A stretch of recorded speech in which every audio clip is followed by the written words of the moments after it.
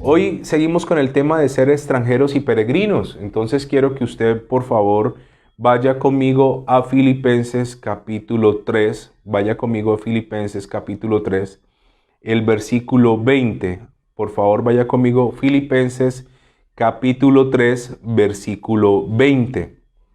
Es muy interesante lo que estamos hablando porque esto nos muestra a nosotros un panorama diferente, un panorama completamente diferente de lo que nosotros a veces consideramos de lo que es la vida en la tierra. Nosotros en esta tierra estamos de paso. Escúcheme, usted y yo estamos ¿de qué? De paso. Nosotros somos extranjeros. Usted no es de este mundo.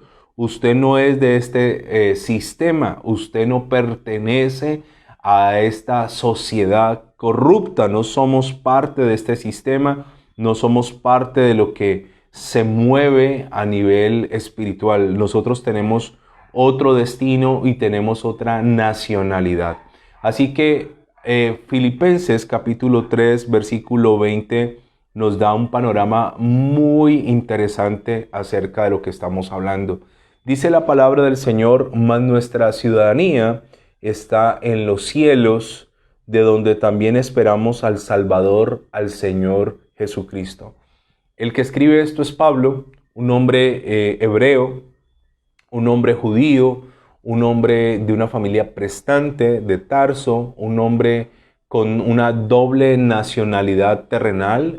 Pablo era judío, pero Pablo tenía ciudadanía romana. Por eso cuando Pablo era encarcelado, Pablo como ciudadano romano se le tenían que respetar unos derechos muy específicos porque Roma era el imperio que gobernaba en el tiempo de Pablo, en el tiempo del Señor Jesús. Así que los romanos tenían unos privilegios por encima de los no romanos. Pero Pablo aquí está haciendo a un lado esos privilegios de su momento y está diciendo que él tiene una ciudadanía celestial. Y yo le quiero decir que cuando usted lo vengan a humillar, cuando alguien quiera hacerlo sentir mal por su situación económica, por su estrato social, por su condición actual, recuerde de dónde usted es y hacia dónde usted va. Eso es muy importante tenerlo en cuenta. Usted no pertenece a este sistema, usted tiene una ciudadanía ¿qué? Celestial. Así que Pablo se siente orgulloso, en el buen sentido de la palabra, de decir: mas nuestra ciudadanía está ¿en dónde? En los cielos. Mi nombre y su nombre está registrado en los cielos, en un libro que se llama el libro de la vida. Y esto es muy interesante. Tu nombre ha sido escrito en el libro de la vida. Ahí pertenece todos los que son del reino de los cielos. Y la Biblia en Apocalipsis nos muestra un panorama acerca de este libro que vamos a leer a continuación. Apocalipsis capítulo 21. El 20, perdón. Voy a leer desde el versículo 11. 20:11. Dice: el juicio del gran trono blanco. Recuerde que hay dos acontecimientos a futuro que ocurrirán después de que la iglesia sea arrebatada. Uno será el tribunal de Cristo en el cielo y el otro será las bodas del Cordero, ¿correcto? El tribunal de Cristo es para recompensa. De eso seguramente te voy a hablar posiblemente el jueves. Voy a hablarte de las recompensas que estábamos viendo en estos días, del joven rico que no quiso dejar porque no entendió que era mejor dar a los demás y hacer tesoro en el cielo. Él no entendió ese concepto. Él creía que él iba a ser de aquí, de este mundo, y que como era de este mundo necesitaba bienes materiales excesivos en este mundo. No, nosotros no necesitamos excesos, nosotros estamos de paso. De hecho, puede sonar muy fea esta comparación y la voy a decir respetuosamente. En nuestro país uno ve un tránsito constante de hermanos venezolanos que vienen migrando de Venezuela y pasan por Colombia, y es dolorosísimo uno ver estas escenas en la carretera. Después de tantos años todavía se ve esto, hombres caminando por nuestras vías. con su piel totalmente curtida por el sol. Muchos de esos hombres van con sus esposas o sus mujeres, y lo más doloroso es que muchos de esos hombres y sus mujeres van con niños, en coches o cargados de brazos.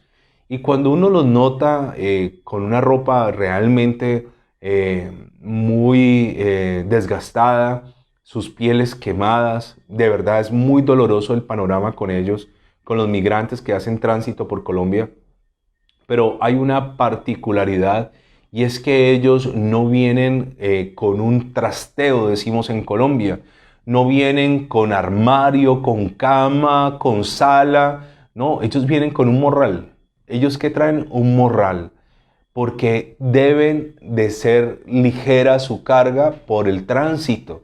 Ellos no pueden venir empujando una cama, no pueden venir empujando una sala. Uno no los ve empujando una nevera, porque ¿cuándo van a llegar a su destino? Esa gente se recorre en nuestro país en muchos tramos, gente dadivosa, generosa, los lleva de un punto a otro, pero en otros tramos tienen que caminar muchísimo, muchísimo tienen que caminar. Entonces, cuando se camina, la maleta es ligera, porque la maleta pesa. De hecho, lo vimos con lo de Ucrania, con lo que está pasando con Ucrania y Rusia. Decía un reportaje que vi por ahí, decía la vida en una maleta. Imagínense que usted tuviera que salir corto de anulo de su casa, tuviera que dejarlo todo hoy, que esta noche hubiese una orden del gobierno y dijese, hay que desalojar el lugar donde tú vives. ¿Qué echarías en una maleta? Yo el otro día me estuve preguntando, ¿qué echaría yo? ¿Llenaría la maleta de libros? ¿Llenaría la maleta de cuadernos? ¿Echaría todos los portarretratos? ¿Qué echaría yo en una maleta? Solo puedes llevar una maleta, no puedes echar una cantidad de elementos, solo lo necesario. ¿Qué guardarías en una maleta? Tus fotografías, seguramente, recuerdos, de pronto algunos documentos de estudios que has hecho, algunos diplomas que te puedan servir más adelante. ¿Qué echarías en una maleta si tuvieras que salir de repente de una ciudad como le ha ocurrido a la gente que vive en Ucrania? Asimismo, la Biblia nos dice que nosotros estamos ¿de qué? De paso. Y hay gente que espiritualmente le han echado una cantidad de peso a su maleta. Entonces están angustiados por el tener, angustiados por poseer, angustiados por la fama, angustiados por el que dirá la sociedad, angustiados por agradar al hombre, angustiados por un sistema corrupto, tratando de calzar en un sistema corrupto, cuando nuestra maleta debería ser ligera porque vamos de tránsito en esta tierra. Y la palabra de Dios dice en Apocalipsis, me muestra otro acontecimiento. Primer acontecimiento, el tribunal de Cristo. Luego vendrán las bodas del Cordero. Y el tercer acontecimiento final será el juicio del gran trono blanco. Y en ese juicio será juzgada la gente que no está inscrita en el libro de la vida, que no son ciudadanos. Recuerde que los ciudadanos romanos tenían un trato diferencial a los demás, tenían un trato de privilegios. De hecho, si yo era romano y yo me encontraba contigo en una calle, y allá los romanos todo lo medían por millas, y a los romanos le debemos, por ejemplo, las carreteras pavimentadas es de ellos.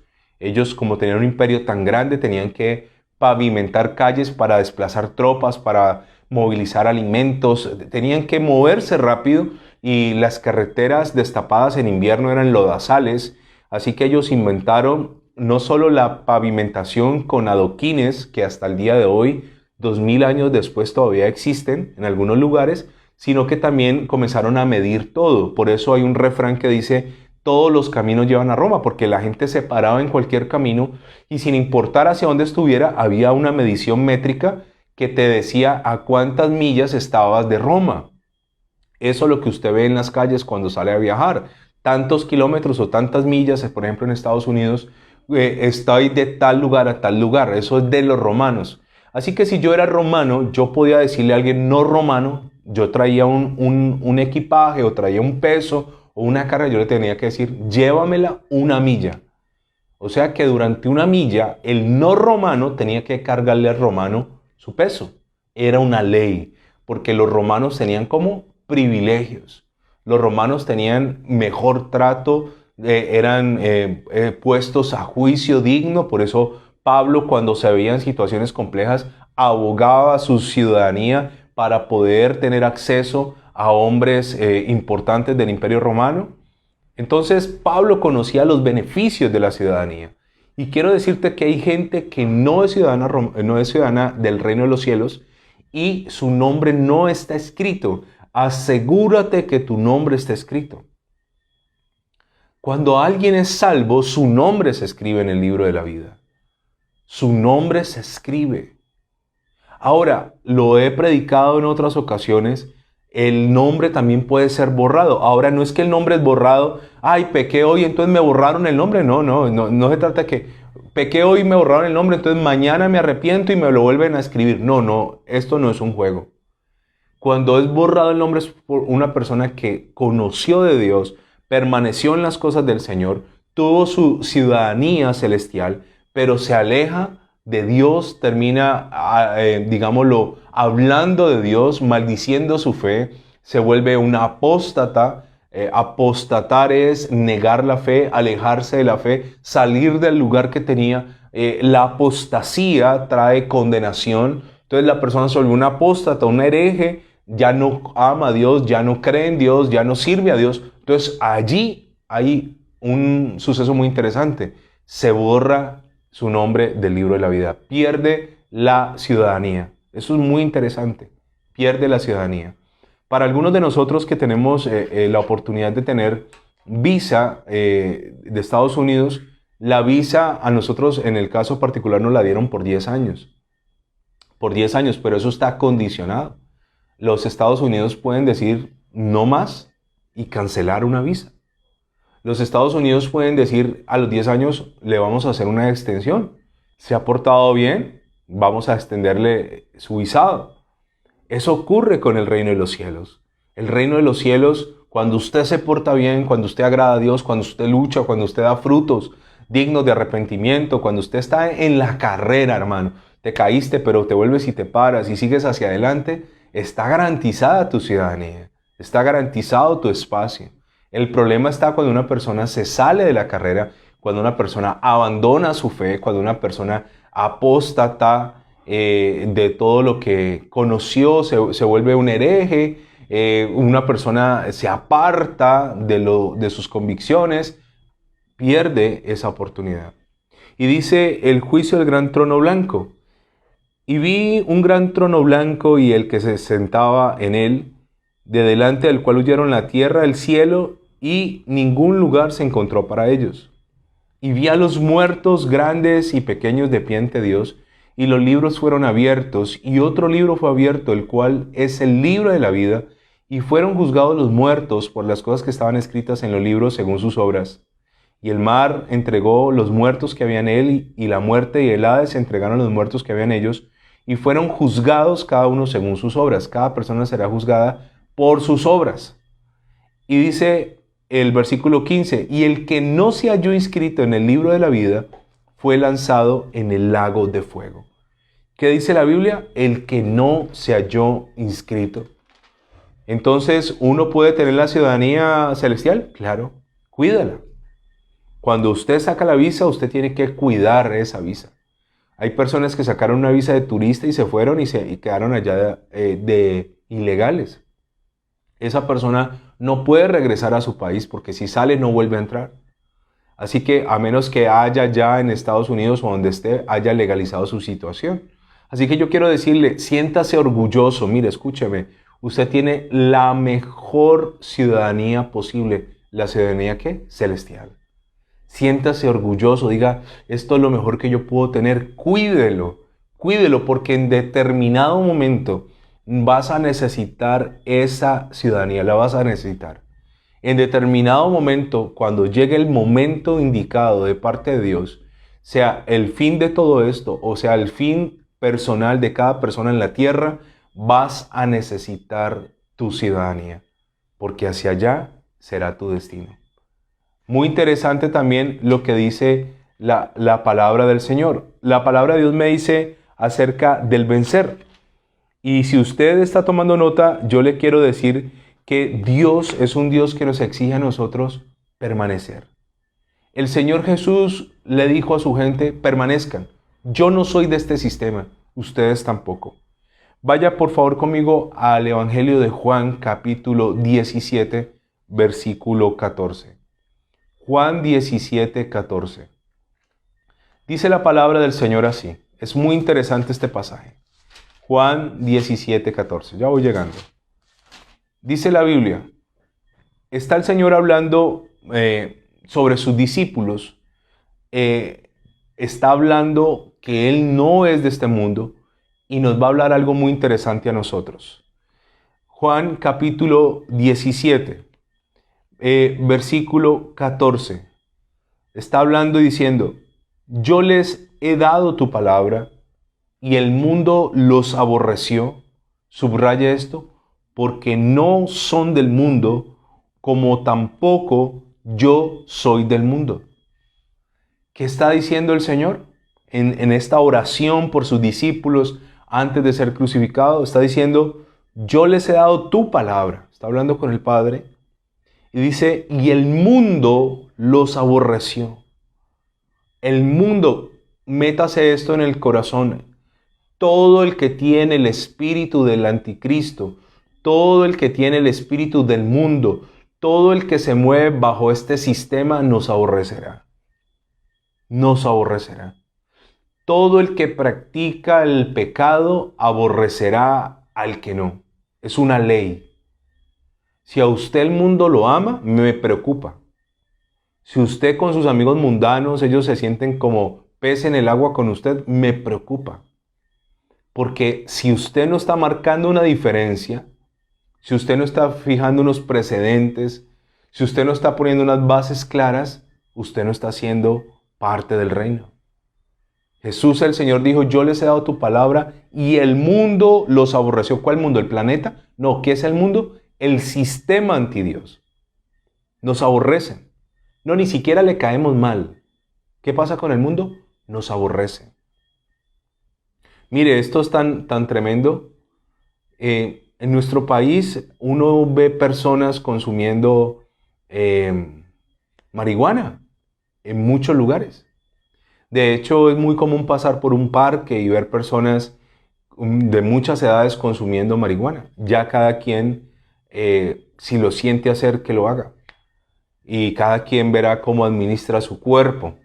Lo tremendo es que uno a veces ve gente que termina de consumir marihuana y se sube en una moto, se sube en un carro y se van a manejar así. Pero en estos días estaba meditando que esas personas que consumen marihuana, con el humo y los parques, uno de papá a veces ya no puede llevar a un hijo a un parque porque pues es un espectáculo bastante inapropiado para un niño. Entonces ya ahorita a nosotros nos toca ir a centros comerciales y pagarles a ellos juegos, porque pues ahora todo es dinero, porque ya llevarlos a un parque, a que corran, a que se suban a un árbol, cada vez es más difícil. Entonces yo me puse a pensar el otro día, uno ve gente consumiendo marihuana en los parques, hay gente que sale a hacer deporte y tiene que tragarse ese humo, hay personas que llevan sus mascotas, que no consumen nada, pero tienen que tragarse ese humo, hay otros que llevan sus niños y la misma situación pasa allí, pero nadie les dice nada. Nadie se puede meter con ellos, ¿por qué? Porque es que ellos tienen sus derechos. Pero por Dios, son sus derechos que deberían de terminar donde comienzan mis derechos. Sin embargo, si yo o cualquier otra persona expresa una inconformidad, este sistema no nos va a respaldar. Este sistema nos aborrece profundamente, nos odia. Nosotros no somos de este mundo. A mí me duele, se lo digo honestamente. Yo no tengo nada contra la gente que consume porque yo viví eso. A mí me duele ver a estos jovencitos dañándose la vida. A jovencitas, me duele en el corazón, me duele. Esclavos. Hemos venido a una temporada de lluvias fuertísima en Colombia. Mire, aún puede estar cayendo el aguacero más tremendo. Allí están esclavos en un parque drogándose. Esclavos. Ahí aferrados a una ilusión que no les va a dar paz, que no les va a dar bienestar, que no les va a hacer bien, sino que es todo lo contrario. El mundo esclaviza, Cristo liberta. Entonces cuando llega alguien libre en medio de esclavos es aborrecido. El esclavo se incomoda con el libre. Usted y yo somos libres en Cristo. No estamos atados, bendito sea el nombre del Señor. No estamos atados a absolutamente nada. A mí me da un pesar, se lo digo honestamente. Siento una profunda compasión por estas personas. Una profunda. De hecho, Dios permite que yo a veces vea cosas para orar por ellos. Yo digo, Señor, tremendo esto, dañándose la vida. El mundo los tiene a ellos en su sistema. Si un cristiano, por el contrario, se toma un parque, comienza a hacer actividades de evangelismo, comienza a predicar, automáticamente le llega las autoridades, automáticamente le llega el DAGMA a medirle el nivel de ruido, el nivel de decibeles. O sea, es una cosa impresionante. Es una cosa que si yo no entiendo en qué sistema estoy, eso puede frustrar mi vida. Puede frustrar mi vida. Yo entiendo cómo funciona. No soy de este sistema. El sistema no me quiere, me aborrece. Y el Señor Jesús lo dijo hace más de 2000 años. Yo les he dado tu palabra y el mundo los aborreció porque no son del mundo. Ahora escúcheme esto. Yo creo firmemente en esto que le voy a decir. Una persona que verdaderamente conoce a Dios, estoy aclarando verdaderamente, difícilmente volverá atrás. Difícilmente. Se lo voy a decir por qué. Porque cuando una persona verdaderamente, hay gente que se congregó en una iglesia, eso no significa nada. Hay gente que escuchó cientos de sermones, eso no dice nada. Una persona que de verdad nació de nuevo. Recuerde que para nacer hay que morir primero. El Señor Jesús le dijo a Nicodemo, es necesario nacer de nuevo. Él no entendió. ¿Cómo puedo volverme a meter al vientre de mi madre? No te estoy hablando, Nicodemo, de ese nacimiento. Te estoy hablando de un nacimiento espiritual. Miles de creyentes no han nacido de nuevo. ¿Por qué? Porque para nacer de nuevo es necesario ¿qué? Morir. Y muchos de nosotros no queremos morir a cosas. No queremos renunciar a cosas. No queremos dejar cosas. Entonces, si no hay muerte, no puede haber una nueva vida. No lo puede haber. Si no se muere, no se nace de nuevo. Pero yo creo firmemente esto. Un cristiano que nace verdaderamente de nuevo, difícilmente volverá atrás. Le voy a contar la clave. Dice que el mundo nos aborrece. Y luego dice, porque no somos del mundo. ¿Sabe una cosa? Puede que un cristiano viva un tiempo de desánimo, de enfriamiento, un tiempo donde la carne lo gobierna. Pero un verdadero creyente, nacido de nuevo, que experimenta esto, vuelve al mundo y se da cuenta de esto. Yo no pertenezco aquí. Intenta volver a una discoteca y llega a la discoteca y dice, ¿yo qué hago aquí? Yo no soy de la oscuridad. Yo no soy de licor. Yo no soy de fumar. Yo no soy de vulgaridades. O sea, no se acopla al mundo porque no es del mundo. Escúcheme. No somos del mundo. Por eso alguien que nace verdaderamente en Cristo, si intentara volver atrás, no podría. ¿Por qué razón? Porque ya no se siente bien. Ya no disfruta pecar. Ya no disfruta hacer lo que hacía antes. ¿Por qué? Porque ya en él hay una nueva naturaleza. Una naturaleza creada por Dios para la nueva vida en nuestra nueva ciudadanía. ¿Sabía usted que todos necesitamos un cuerpo y cuando muramos, Dios nos va a dar un cuerpo incorruptible, diseñado para una nueva vida eterna? Este cuerpo no serviría para una vida eterna. ¿Por qué? Porque este cuerpo envejece. Sin embargo, la Biblia habla, Pablo dice, no todos dormiremos, pero todos sí seremos transformados. Sea que el Señor venga y nos lleve arrebatados sin haber visto la muerte, o sea que la persona muera, todos seremos transformados en un nuevo cuerpo adaptado a unas nuevas necesidades eternas. Y escúcheme qué bonito esto. Yo desde ya me estoy preparando para lo que viene. Desde ya, cada vez que yo adoro a Dios, cada vez que yo elevo mi adoración a Dios, yo estoy haciendo algo que es eterno. Escúcheme esto tan impresionante. En el cielo no vamos a leer la Biblia. En el cielo no vamos a estar leyendo la Biblia. En el cielo no vamos a volver a escuchar sermones. En el cielo no habrá necesidad de muchas cosas que hacemos en nuestra vida cristiana o nuestra vida religiosa acá. Pero en el cielo sí habrá, sí hay y siempre ha habido alabanza. Y cuando yo comienzo a alabar a Dios aquí en la tierra, ¿sabe qué estoy haciendo? Me estoy conectando con mi destino eterno, con mi ciudadanía. Cuando uno pertenece a un lugar, uno extraña lo de ese lugar. Uno lo extraña. Muchos colombianos se fueron de este país buscando el sueño americano o se fueron a trabajar a Europa. Y constantemente tienen unas imágenes de Colombia como la dejaron. Y esto yo se lo decía a alguien hace algún tiempo. Esas dos personas querían venirse a vivir a Colombia y yo les decía, bueno, pero ¿ustedes son conscientes que Colombia ha cambiado? Ya Colombia no es la Colombia de cuando estábamos niños, que salíamos todos a la cuadra, que los niños se sentaban en los andenes a jugar, que se podía jugar un partido de fútbol en la calle, que los niños jugaban bolas, que los niños jugaban escondites. Ustedes son conscientes que eso ya no lo van a encontrar. Porque ellos idealizaron ese concepto y se quedaron con el concepto de Colombia de cuando eran niños. ¿Y qué pasa? Se vienen a Colombia y se encuentran con que Colombia ya no es lo que ellos creían que era. En muchos casos es bastante frustrante. Por eso, cuando una persona se pensiona en otro país, yo siempre le hago una recomendación. Antes de establecerse en este país, véngase de vacaciones. De pronto le gusta y se queda, o de pronto no. Pero a lo que yo quiero llegarles es que yo no he estado en el cielo, en este cuerpo. Yo vengo de Dios, salimos de Dios.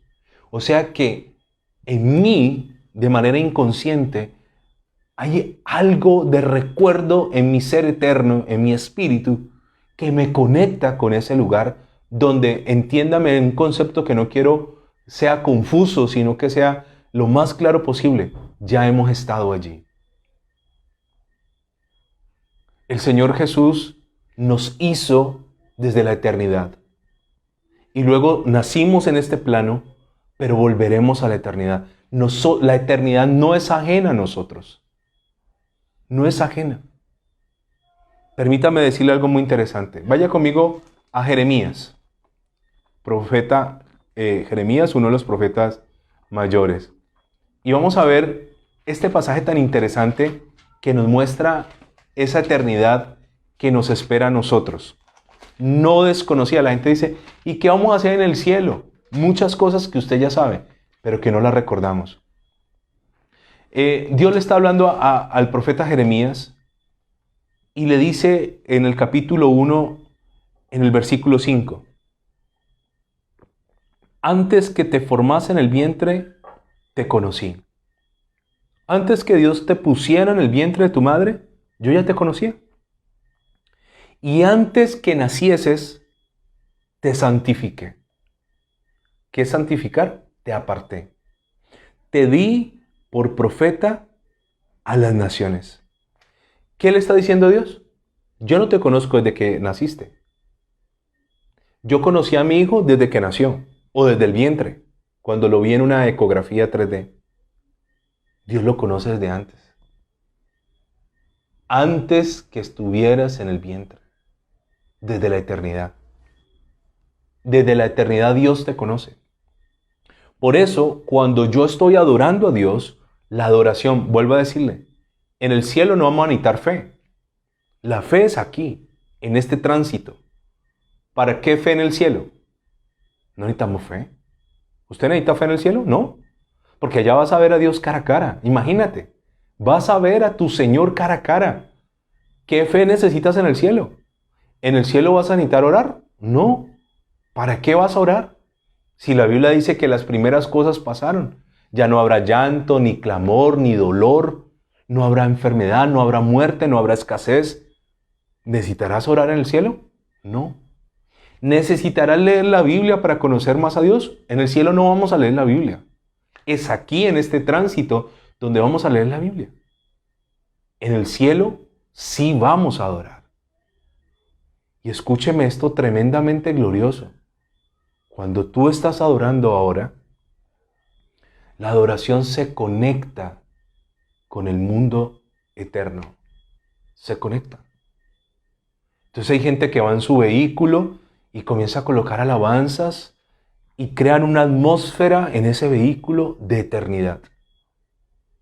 Hay personas que están en su trabajo y se les es permitido colocarse de pronto unos audífonos y están haciendo bien su trabajo, pero están adorando, están creando una atmósfera. En el día, en la noche, cuando tú puedas adorar, estás conectándote con tu lugar ¿de qué? De eternidad. No eres de este mundo. Somos de otro mundo. Jesús dijo, ellos no son, ni yo tampoco. Ok. Juan 18:36. Salte de Jeremías de nuevo a Juan. Ya leímos Juan 17:14. Ahora veamos Juan 18. Juan 18:36 dice lo siguiente. Está hablando el Señor Jesús ante Pilato. Esto es muy interesante. Quiero tomarme un poco de tiempo con esto en los minutos que nos restan de hoy, para que usted contextualice todo esto. Señor es llevado hasta donde Poncio Pilato. Recuerde que el Señor es acusado injustamente y se necesita que alguien le dé la sentencia de muerte, pero nadie quería porque el Señor no tenía ni un solo motivo para morir. Y el Señor va donde Pilato. Pilato es un tipo importante. Pilato es un hombre con mucho poder, un hombre temido, respetado. Y el Señor va a hablar con Pilato. Permítame leérselo desde el 28. Quisiera contextualizarlo. Llevaron a Jesús a casa de Caifás, al pretorio, de la casa de Caifás al pretorio romano. De ahí viene la palabra pretor. Era un lugar donde se concentraban los soldados. Era de mañana y ellos no entraron en el pretorio para no contaminarse. O sea, la hipocresía de los religiosos. Lo sacan de Caifás, el sumo sacerdote, y lo dejan ahí, en el pretorio. Dicen, no vamos a entrar porque en ese lugar donde hay soldados romanos, ahí se hacen cosas malas y nosotros somos gente muy limpia. Y así poder comer la Pascua. Entonces salió Pilato a ellos y les dijo, ¿qué acusación traéis contra este hombre? ¿De qué lo acusan? Dice Pilato. Respondieron y le dijeron, si este no fuera malhechor, no te lo habíamos entregado. O sea, no entro en ese lugar para no contaminarme, pero soy un mentiroso. Hay un movimiento de una hipocresía religiosa que ha existido desde siempre, desde que ha habido el ser humano. No hago ciertas cosas, pero otras son válidas en mi vida. Yo le quiero decir, hermano, que si usted va a ser radical, sea radical en todo. Si usted no va a ser radical, no lo sea. Pero hay gente que cuando le conviene es radical y cuando no le conviene es flexible consigo mismo. Entonces le dicen, si este no fuera un malhechor, ¿de qué están acusando al Señor? De que es una mala persona, un criminal. No te lo habríamos traído, no te lo habríamos entregado. Entonces les dijo Pilato, tomadle vosotros y juzgadle según vuestra ley. Pilato no quería. Y los judíos le dijeron, a nosotros no nos está permitido dar muerte a nadie. Y luego dice el 32, para que se cumpliese la palabra que Jesús había dicho, dando a entender de qué muerte iba a morir. O sea, ellos dijeron, nosotros no podemos matar. Entonces Pilato, versículo 33, volvió a entrar en el pretorio y llamó a Jesús y le dijo, Pilato ya sabía quién era Jesús. De hecho, Pilato respetaba a Jesús y de hecho Pilato no quería tener en su haber la muerte de un hombre como Jesús. Así que él vuelve a entrar en el pretorio y le formula una pregunta al Señor Jesús.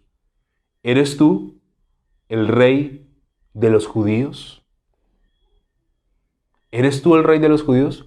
Ahora, Pilato pertenecía a un grupo de hombres colocados por Roma Roma en su imperio, que era tan extenso, que abarcaba 3 continentes, Europa, Asia y África, tenía una ley. Y es que cualquier brote de rebeldía, cualquier asomo de un levantamiento contra el imperio, cualquier situación que se quisiera levantar contra Roma, había que aplastarla. ¿Correcto?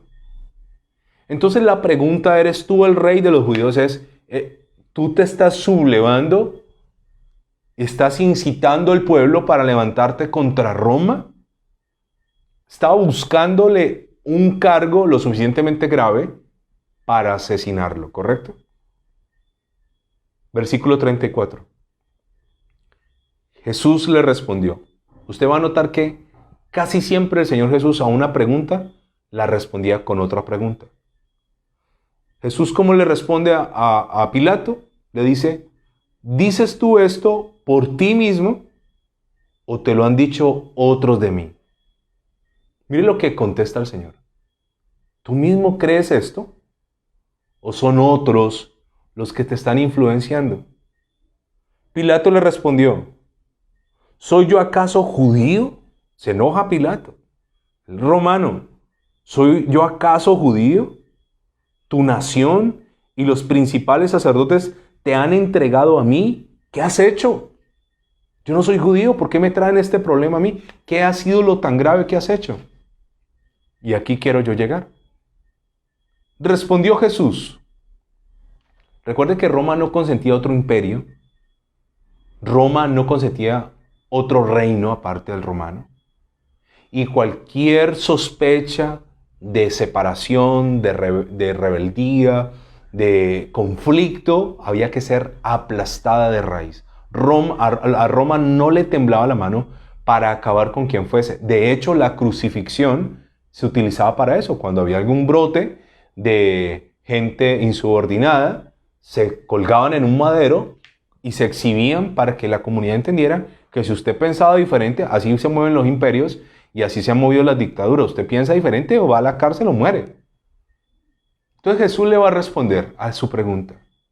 Mi reino no es de este mundo. Si mi reino fuera de este mundo, mis servidores pelearían para que yo no fuera entregado a los judíos, pero mi reino no es de aquí. Ok, aquí hay algo muy poderoso.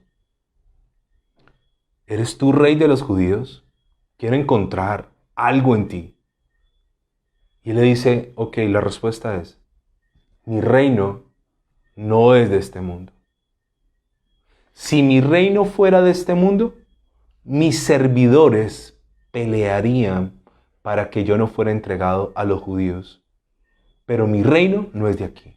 ¿Qué significa eso? Que si él perteneciera a este sistema, se hubiese levantado un ejército a ir a rescatar a su rey. Eso es lo que se acostumbraba. Y él está diciendo algo tremendamente poderoso. El reino de Jesús no es de aquí. Nosotros no somos de aquí. Una oración que a veces hacemos incorrecta, y yo sé que la hacemos con buena intención, es pedir por la paz mundial. Señor, trae paz en el mundo, paz mundial. Es una oración bien intencionada, pero no es muy bíblica, porque en este mundo no va a haber paz, porque este no es el reino de Jesús, no es su reino. El reino de Dios se establecerá en un futuro, y allí es donde se cumplirá la escritura que dice que toda rodilla se doblará. Todavía eso no ha ocurrido. Eso se llama reino venidero, todavía no ha pasado. Y eso es lo que le está diciendo a Pilato.